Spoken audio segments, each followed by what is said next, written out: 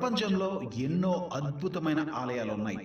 కానీ సైన్స్కు కూడా అంతు చిక్కని రహస్యాలతో ప్రపంచాన్ని ఆశ్చర్యపరుస్తున్న ఆలయం ఒకటే. అదే ఒడిశాలోని పూరి జగన్నాథ ఆలయం. హిందువుల పరమ పవిత్ర క్షేత్రాల్లో ఒకటైన ఈ ఆలయంలో ఎన్నో రహస్యాలు దాగి ఉన్నాయని భక్తులు విశ్వసిస్తారు.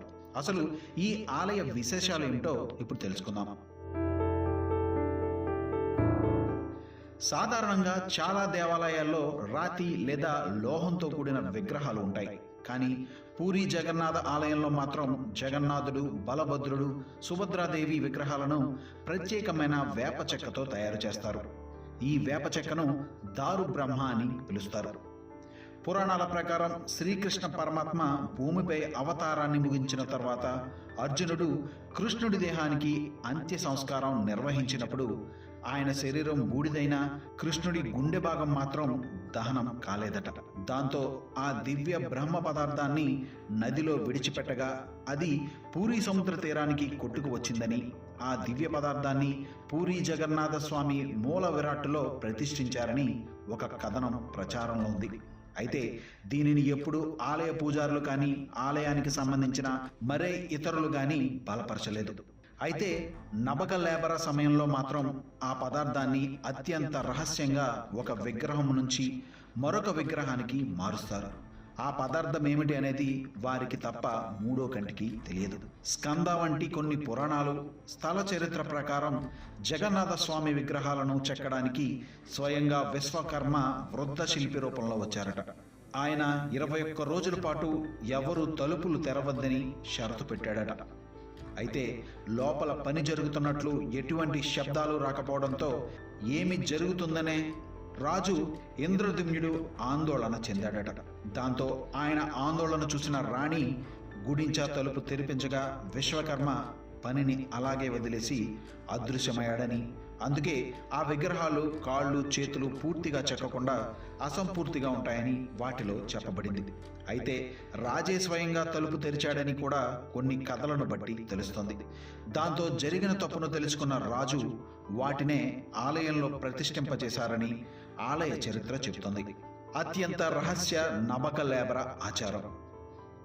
ఇది పూరి జగన్నాథుడి గుడిలో జరిగే ముఖ్యమైన ఆచారం. పాత విగ్రహాలను మార్చి కొత్త విగ్రహాలు ప్రతిష్ఠించే అతి ముఖ్యమైన ఆచారం ఇది. ఇలా విగ్రహాలు మార్చడం అనేది ప్రతి సంవత్సరం చేపట్టే క్రతువు కాదు. దీనిని కేవలం అధిక ఆషాఢ మాసం వచ్చిన సంవత్సరాల్లోనే చేపడతారు. సుమారు 8 నుండి 12 లేదా 19 సంవత్సరాలకు ఒకసారి మాత్రమే ఇలా విగ్రహాలను మారుస్తారు. దీనికోసం దారు బ్రహ్మ అనే ప్రత్యేకమైన వేప చెక్కను వాడతారు. దీనికి సాధారణ వేప చెట్లను ఎంచుకోరు. దీనికోసం ఆలయ సేవాయతులు బనజాగా యాత్ర నిర్వహించి ప్రత్యేక పూజల అనంతరం పవిత్రమైన దారు కోసం అన్వేషణ ప్రారంభిస్తారు. ఆ చెట్టును సెలెక్ట్ చేయడానికి ఎన్నో నియమాలు ఉన్నాయి. ఆ వేప చెట్లకు ఎటువంటి చీడపీడలు ఉండకూడదు. వాటి సమీపంలో శివాలయం, నది లేదా చెరువు వంటి పవిత్ర ప్రదేశాలు ఉండాలని, అలాగే శంఖం, చక్రం, గద, పద్మం వంటి చిహ్నాలను పోలిన సహజ గుర్తులు కనిపించాలనే కొన్ని లెక్కలు ఉన్నాయని చెప్తారు. అలాంటి వేప చెట్లను అన్వేషించి వాటి చెక్కతో జగన్నాథుడు, బలభద్రుడు, సుభద్ర, సుదర్శనుల కొత్త విగ్రహాలను తయారు చేస్తారు. వీటిని పాత విగ్రహాల స్థానంలో ప్రతిష్ఠిస్తారు. దీనినే నబక లేబర మహోత్సవంగా పిలుస్తారు. నబ అంటే కొత్త, కళేబర అంటే శరీరం అని అర్థం. ఇక పూరి జగన్నాథ ఆలయంలో కనిపించే కొన్ని విశేషాలు భక్తులను ఆశ్చర్యపరుస్తూ ఉంటాయి. ఆలయ గోపురంపై ఎగిరే జెండా గాలికి ఎదురుగా రెపరెపలాడుతున్నట్లు చాలా మంది గమనిస్తారు. అలాగే ప్రతిరోజు ఆ జెండాను ప్రత్యేక ఆచారాలతో మార్చడం కూడా శతాబ్దాలుగా కొనసాగుతున్న సాంప్రదాయం. ఇక మరొక విశేషం ఏమిటంటే ఆలయంలో మహాప్రసాదాన్ని 7 మట్టి కుండలను ఒకదానిపై ఒకటి అమర్చి వండుతారు. అందులో పైభాగంలో ఉన్న కుండలోని ఆహారమే ముందుగా ఉడుకుతుందని భక్తుల విశ్వాసం. చరిత్రలో ఎన్నోసార్లు పూరి జగన్నాథ ఆలయంపై దాడులు జరిగినప్పటికీ స్వామివారి విగ్రహాలను రక్షించేందుకు ఆలయ సేవాయతులు భక్తులు వాటిని సురక్షిత ప్రాంతాలకు తరలించిన ఘటనలు చరిత్రలో నమోదయ్యాయి. హిందువులకు పూరి జగన్నాథ ఆలయం కేవలం ఒక దేవాలయం మాత్రమే కాదు, భక్తి, సాంప్రదాయం, సంస్కృతికి ప్రతీకగా నిలిచింది.